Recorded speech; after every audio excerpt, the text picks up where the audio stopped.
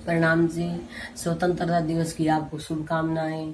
हर घर तिरंगा फहराएं, अपने देश की शान बढ़ाएं। और राखी के त्योहार की आपको सभी को, भाई बहनों को शुभकामनाएं। आपकी बहना आपके हमेशा राखी बांधती रहे और भाइयों की कलाई हमेशा सुरक्षित रहे और उनके बच्चे परिवार हमेशा खुश रहे। तभी तो हम राखी का त्योहार मनाएंगे। ये राखी का त्योहार कैसे शुरू हुआ? राजा बलि ने यज्ञ किया। देवताओं ने भगवान विष्णु को 52 रूप में भेजा। जो 52 रूप है वहाँ उन्होंने 3 दिन तक बाहर बैठे रहे और 3 दिन के बाद में राजा बलि आए तो उन्होंने कहा कि आपने दान नहीं लिया, 3 दिन से भूखे पैसे बैठे। उन्होंने कहा कि मैं दान तो लूंगा, फिर सिर्फ आपसे लूंगा। तो बोले मांगी देव, आपने क्या चाहिए? बोले जी मेरे को तो 3 कदम भूमि कहने गया, आधी धरती में दान देता हूँ अपने आप को। मैंने आधी धरती मुझे नहीं चाहिए, मुझे सिर्फ 3 कदम भूमि चाहिए जिसमें मैं अपनी कुटिया बना कर रह जाऊं। तो उन्होंने 3 कदम भूमि दान दे दी और जैसे एक पद धरती पर, 1 कदम आसमान में और तीसरा जैसे रखने की खान जगह है, तो उन्होंने अपने सिर दान दे दिया और सिर पर रख दिया। सिर परिवार सहित वो पताल में चल गए। सुंदर नगरी की रचना हुई और उनके प्रेमी मित्रगण सभी थे।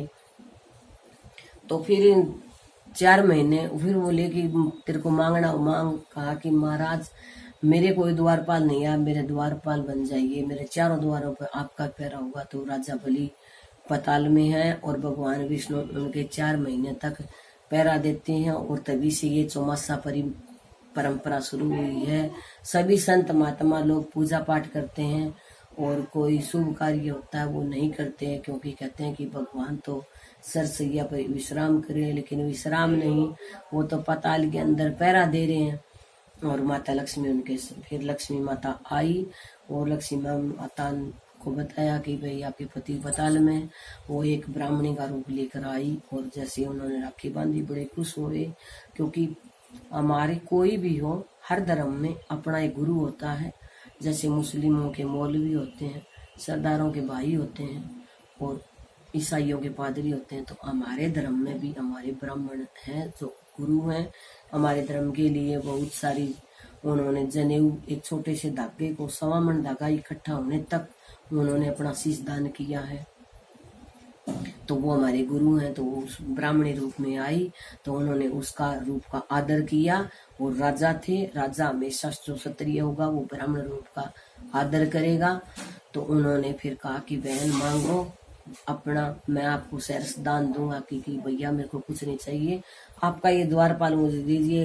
वो समझ गए बलि कि है ना कुछ तो बात है इस बहन में। तो कहा कि आप कौन हो, अपने सही रूप में आओ। तो उन्होंने लक्ष्मी माता आ गई अपने सही रूप में।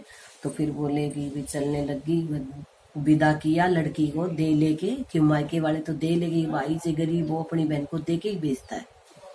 तो उन्होंने अपनी बहन को दे लेकर भेज दिया। तो फिर बोले कि बहना कब आओगी? कहा कि ये 4 महीने तो मैं आऊंगी। और 4 महीने माता लक्ष्मी और भगवान विष्णु मायके जाती है लक्ष्मी और भगवान विष्णु जाते हैं ससुराल में। लक्ष्मी चाहे 1 महीने जाए तो 1 दिन जाए, श्रावण की पूर्णिमा में जाए, पर भगवान विष्णु 4 महीने वहां रहना पड़ता है, अपने साढ़े की नौकरी करनी पड़ती है। सारी खुदाई एक तरफ, जोरूगा भाई एक तरफ, भगवान नहीं मानते हैं इस बात को।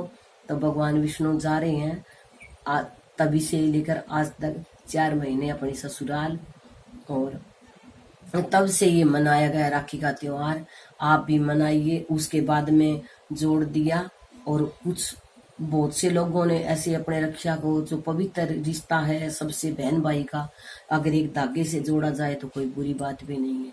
हम अपना धागा, किसी के साथ अपना विचार मिलता हो, हम किसी को पवित्र मानते हैं, हमें विश्वास है, तो अपने उसको बहन मानकर राखी बनवाइए और अपने भाई को राखी बांधिए।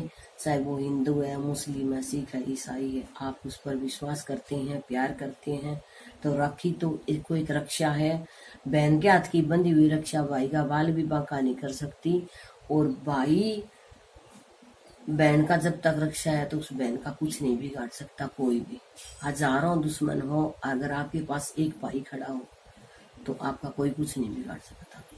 और हजारों मित्र खड़े और आपका भाई आपका दुश्मन है, तो वो आपको चैन से जीने नहीं देगा, चाहे आपकी कोई गलती ना हो। इसीलिए आप अपने भाई को राखी बांधें और अपनी बहन से राखी बंधवाएं, और तभी से ये हमारी परंपरा चली आ रही है। और जय भारत, जय गौ माता। गौ माता, बहुत सारी गौ माता बीमार हैं, और मेरा मन भी विचलित हो रहा है और सबका मन विचलित हो रहा है कि उनकी गौओं की जैसे वीडियो देखते हैं कि ये हालत हुई हुई है। आप तन मन धन से सेवा कीजिए, जो सक्षम है वो कीजिए, और नहीं है तो आप मन से भी अपने विचार रखिए, उनके लिए दुआ कीजिए, कामना कीजिए कि वो जल्द से जल्द गौ माता की ये जो विनाश हो रहा है वो ये टल जाए। बस मैं तो इन अपने शब्दों को विश्राम देती हूँ। प्रणाम जी।